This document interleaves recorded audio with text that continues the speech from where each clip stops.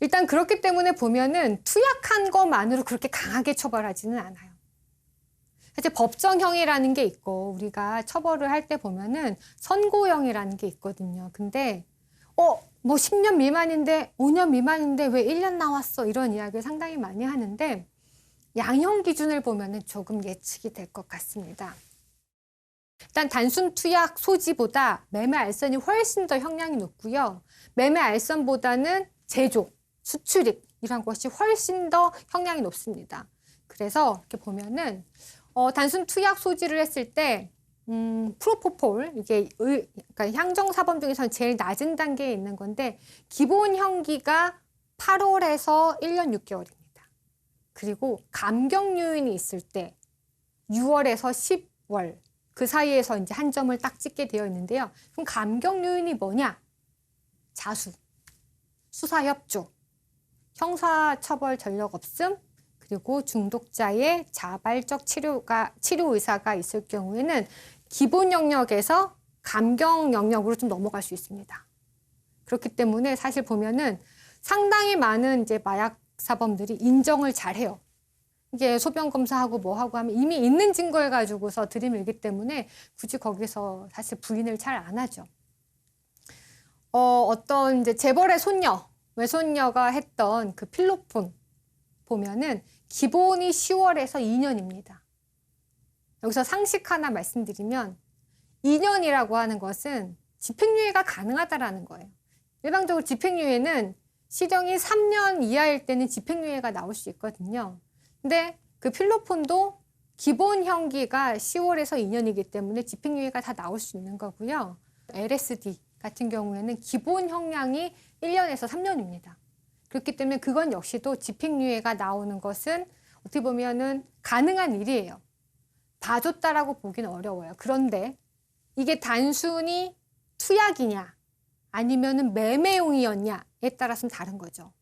그러니까 매매로 가게 되면은 LSD 같은 경우에는 기본형이 아까 그 투약일 경우엔 기본이 1년에서 3년이었는데 매매로 가게 되면 4년에서 7년으로 뛰어요.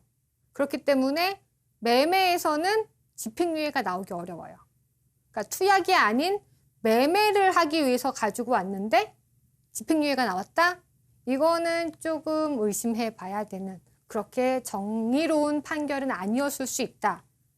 감경 요인 어떤 것들을 인정해 줬는지 사실 잘 살펴봐야 되는 그러한 판결이기도 합니다. 왜 이런 범죄를 마약을 왜 하느냐? 라고 묻는다라고 하면 하나의 이론으로는 설명할 수는 없을 것 같고요. 범죄학 이론에서는 사회학습 이론과 합리적 선택 이론 그리고 긴장 이론을 가지고 설명을 합니다. 사회학습 이론은 사실 약물 사용자 밑에서 엄마 아빠가 알코올을 많이 사용하고 이런 환경에서 자랐을 때 약물 섭취에 대한 거부감이 없고 사실 화가 나거나 스트레스가 쌓이면 해도 된다라는 인식이 있기 때문에 그렇게 하게 된다라고 하는 것이고요.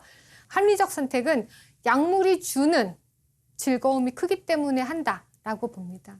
그렇기 때문에 개인적인 대가가 따른다라는 교육이 상당히 필요한 거죠. 연예인들도 이렇게 대마초를 많이 피우게 되는데 그건 긴장이론으로 좀 설명을 할 수 있는 것 같아요. 긴장이론은 뭐냐면 스트레스 유형이 범죄와 비행에 영향을 준다라고 이야기를 하는데 목표 성취를 실패했을 때 좌절을 느끼고요.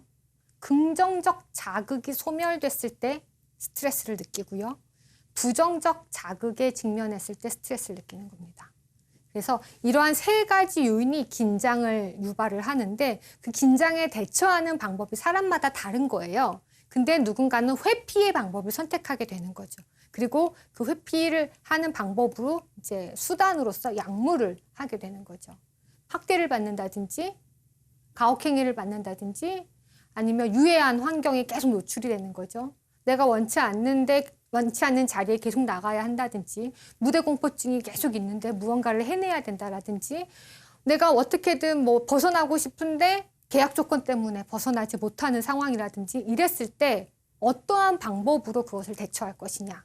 이러한 것들을 개인이 못하니까 대처하는 방법을 모르기 때문에 비행 혹은 약물 사용으로 회피하는 전략을 상당히 많이 선택한다고 봅니다. 마약이라는 이야기를 할 때, 약물이라는 이야기를 할 때는 유독 중독이라는 표현을 많이 쓰는 것 같습니다. 중독이 뭐라고 생각하십니까? 중독은 뇌에서 스탑 기능이 마비된 것입니다.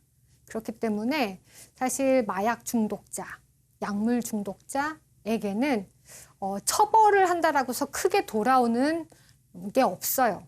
일단은 치료를 해야지만 재범 억제가 될 수밖에 없습니다. 그럼 마약 문제를 국가가 이제 우리가 어떻게 접근해야 되는가라고 한번 물어온다면 법적으로는 합리적 선택에 기반해서 즐거움을 주니까 약을 한다라는 그러한 사람들을 위해서 적절한 처벌 구조가 필요합니다. 특히나 재배랑 거래, 판매를 하는 사람들에겐 더더욱 이러한 처벌 구조가 필요하고요. 투약자일 경우에는 처벌도 필요하지만 치료가 병행되지 않으면 사실 멈출 수가 없습니다. 그렇기 때문에 이제 미국에서는 약물 법원을 따로 운영을 하고 있거든요.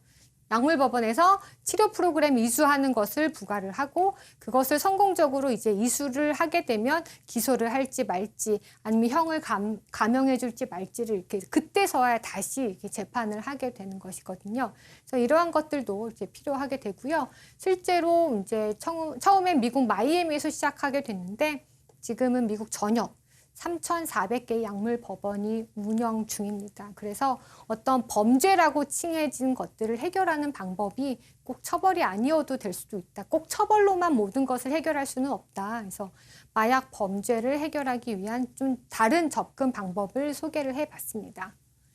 교육적인 측면에서는 이제 사회학습 이론에 근거해서 약물의 위험성을 교육하는 것은 너무나 중요합니다. 왜 마약을 했느냐라고 물었을 때 중독, 호기심, 유혹이 대다수였습니다. 그렇기 때문에 미국에서는 어렸을 때부터 이러한 마약, 약물에 대한 교육을 하게 되는데요. Drug Abuse Resistance Education이라고 해서 DARE, 대여 프로그램을 진행을 하고 있는데 청소년들이 쉽게 접할 수 있는 담배, 술, 약물을 같이 하자는 친구의 강요나 이런 압력을 거절하는 기술을 가르쳐 줍니다. 그냥 싫어 이렇게 되면 왕따를 당할 수도 있고 친구 또래 집단에서 배제되는 것 같고 그래서 억지로 어쩔 수 없이 이렇게 끼어들 수밖에 없는 상황이 왕왕 있다라는 것을 인지하기 때문에 그런 것들을 거절하는 기술을 학생들에게 교육을 하고 있습니다. 마지막으로 조금 이야기를 해드리도록 하겠습니다.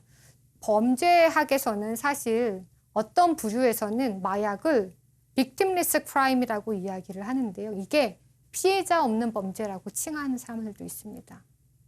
이게 사실 피해자가 없는 범죄니 그렇게 뭐 처벌받을 사항이냐 이렇게 이야기를 하기도 하거든요.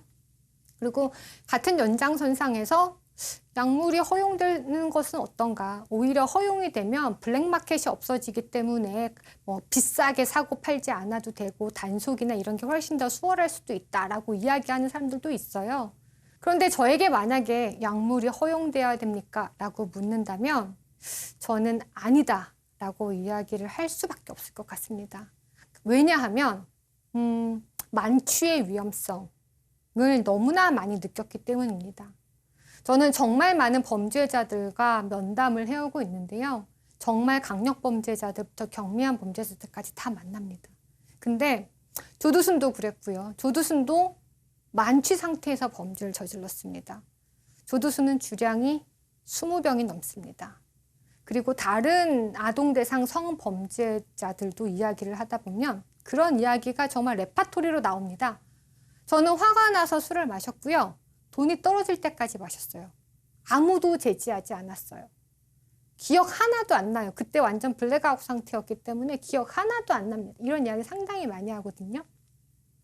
그래서 저는 이런 만취 상태가 주는 위험성을 너무나 많이 목격을 했습니다. 그럴 때마다 제가 느꼈던 것이 아니 이렇게까지 술을 마셨는데 아무도 제지하지 않고 예방조치도 아무것도 없다. 이거는 문제다. 약물도 같은 선상에 있습니다. 약물 위험합니다. 그것을 최악으로 사용할 사람들을 위해서 안전장치가 있어야지만 우리의 사회적 비용도 줄일 수 있다고 생각을 합니다. 오늘 마약범죄 여기까지 했습니다. 다음 시간엔 안전한 집, 절도범죄에 대해서 이야기해 보도록 하겠습니다. 감사합니다.